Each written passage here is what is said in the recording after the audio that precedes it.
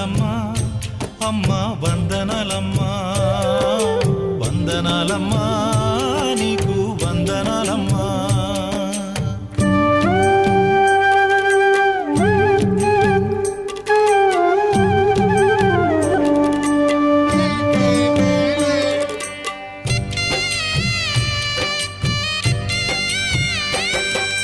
రాముణ్ణి కొలిచినావమ్మా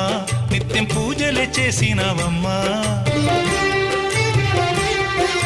రాముణ్ణి కొలిచినావమ్మా నిత్యం పూజలే చేసినావమ్మా